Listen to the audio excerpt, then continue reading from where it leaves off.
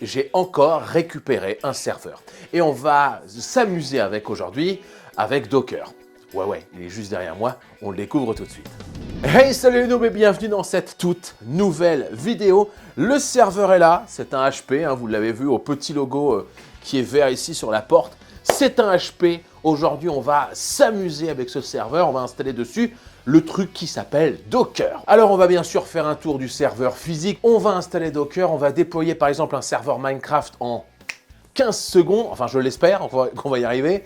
En tout cas, on va pouvoir déployer un WordPress parce que ça, je l'ai déjà fait hier. Donc ça, je sais que ça marche. On va avoir une petite discussion à mon donné avec Elfie qui va m'aider. Tout ça, c'est dans la vidéo. On va faire le tour de ce serveur.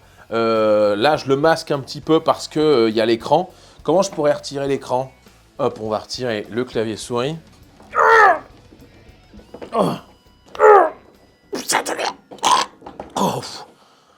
le truc!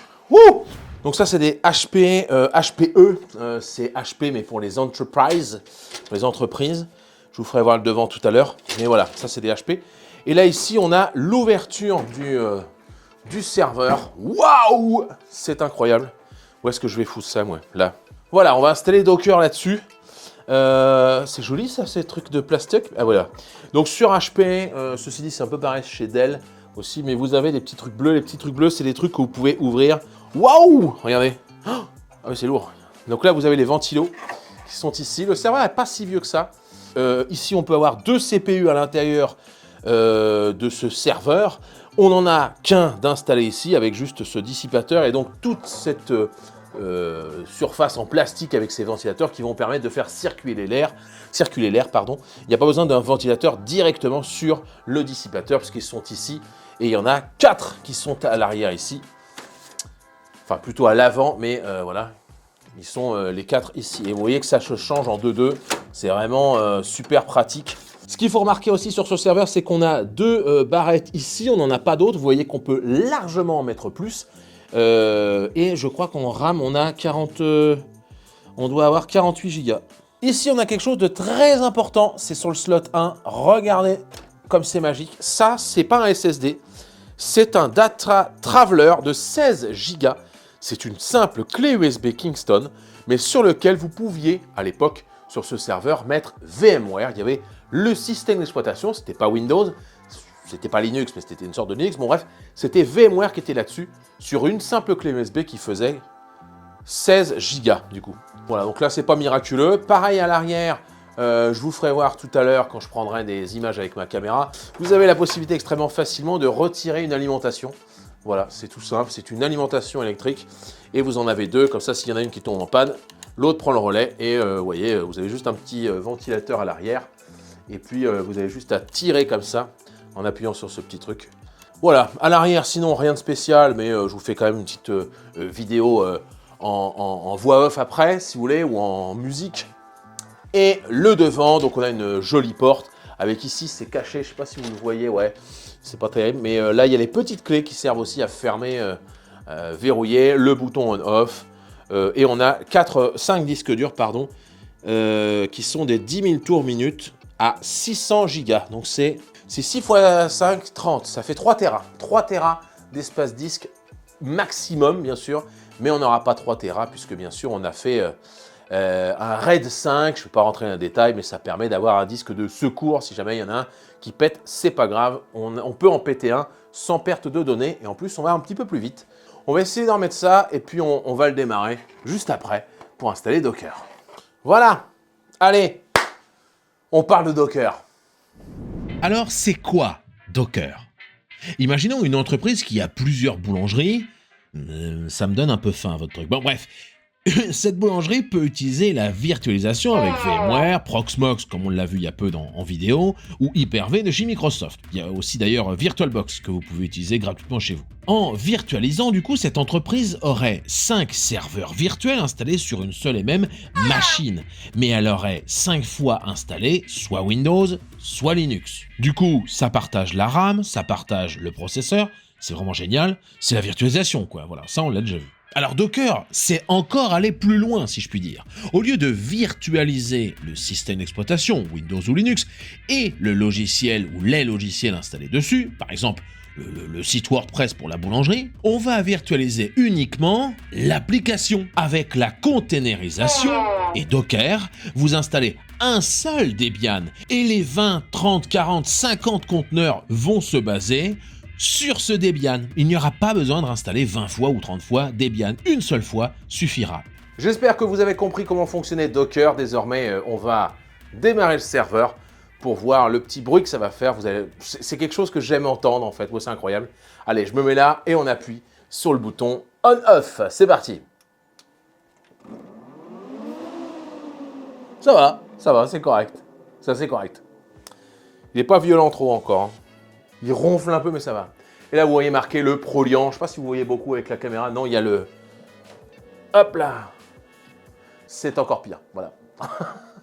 Donc, ce que j'ai fait hier, tout simplement, c'est que j'ai pris une petite clé USB. Je ne sais même plus où elle est. Elle est là. Voilà, j'ai pris ma petite clé USB. J'ai mis avec Etcher, Balena Etcher. J'ai installé dessus Debian, l'ISO de Debian. Je l'ai mis dans le serveur, je l'ai installé. Vous voyez actuellement les petites images du moment où je mets la clé ou du moment où j'installe Debian. Ça s'est très bien passé, c'est extrêmement facile. Et puis j'avais donc Debian d'installer sur mon serveur sans trop de soucis. Et à partir de ce moment, j'aurais pu installer un Ubuntu, j'aurais pu installer un autre Debian. Là, j'ai installé Docker. Alors franchement, ça s'est bien passé. J'ai suivi à la lettre la procédure, je comprenais globalement ce que j'écrivais, hein, et cela n'a pas mis longtemps à se créer, à s'installer. Ensuite, une fois l'installation faite, on peut noter qu'il y a 3 méthodes pour déployer un nouveau conteneur. Soit on fait un simple pull, un peu comme une installation, un apt install ou un truc comme ça. En fait, on lance une commande et ça s'installe tout seul en fait. Soit on peut personnaliser l'installation d'un nouveau conteneur avec Kubernetes ou Compose.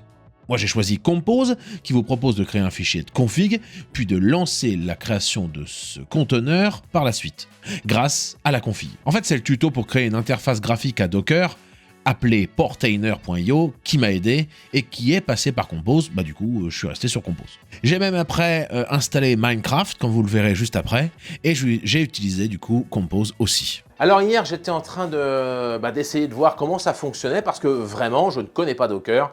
Moi, j'en ai pas l'utilité. Bien sûr que je me sers de VMware quasi quotidiennement. Bien sûr que je peux me servir de Hyper-V, l'équivalent de VMware chez Microsoft, quasi quotidiennement. Bien sûr qu'en live, on a déjà fait du VMware et on a déjà fait aussi du VirtualBox. Enfin voilà, la virtualisation, je connais, mais Docker, la conteneurisation pour faire des conteneurs, je ne connaissais pas.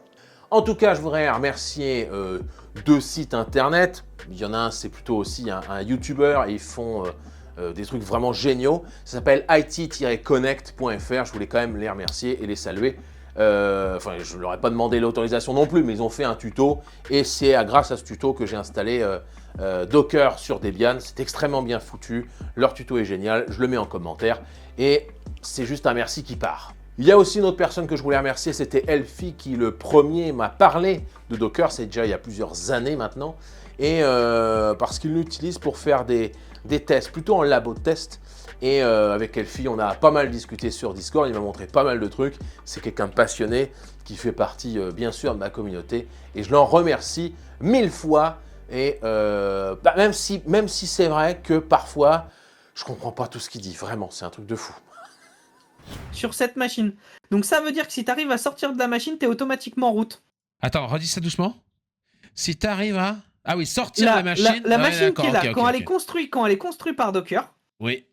Elle utilise des permissions route. Oui, bien. Là, je pense qu'il serait intéressant, c'est qu'on essaie, alors que là, je vous fais voir mon portainer.io. Moi, j'aimerais bien tester d'installer Minecraft. Voilà, c'est pas fait pour. Docker, honnêtement, c'est pas forcément fait pour.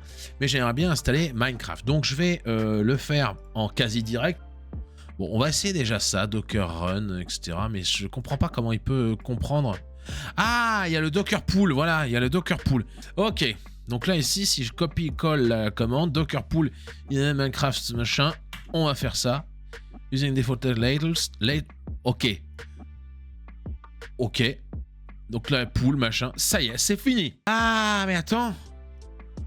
Je suis un peu nul parce que, justement, j'ai installé la version Bedrock, là. Ah oui, je suis installé la version Bedrock, donc non, c'est pas celle-là qu'il me faut. Impossible d'ouvrir. Elle est hors connexion. Quoi? Donc là, c'est Bedrock. Bedrock, c'est... Ah bah non, mais non, je peux pas tester. J'ai pas Minecraft for Windows, il marche plus. Ah, attendez, j'ai peut-être un truc là. Là, j'ai peut-être un truc.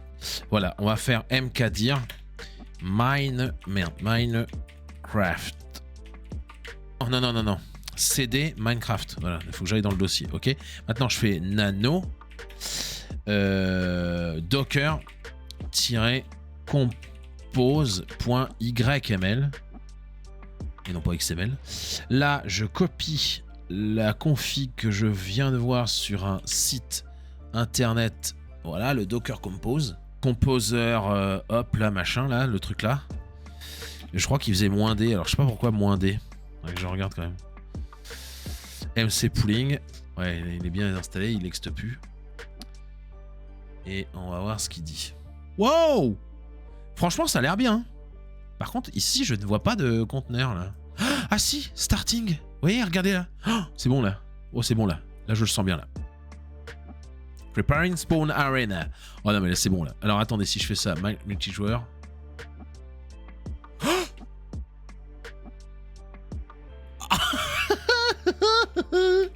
Voilà, là, on a regardé tout simplement.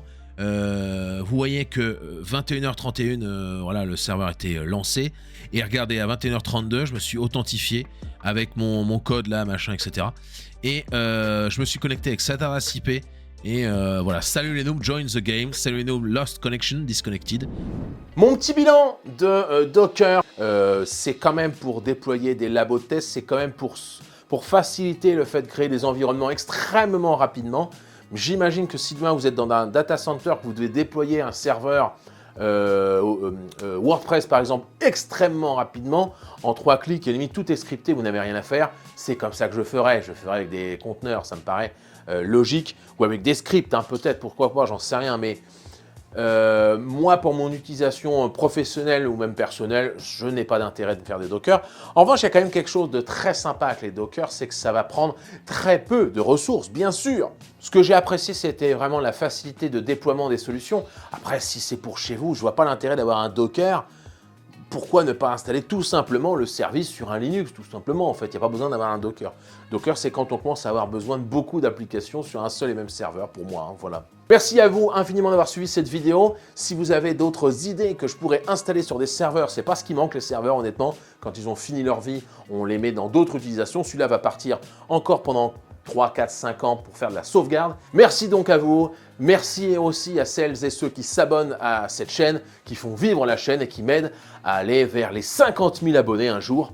Si tout va bien, on y est dans un an, ou même peut-être un peu moins. C'est grâce à vous. En tout cas, merci et salut, bande de noobs. Allez, je vais éteindre le serveur parce que je peux te dire qu'il commence à faire chaud. Bisous.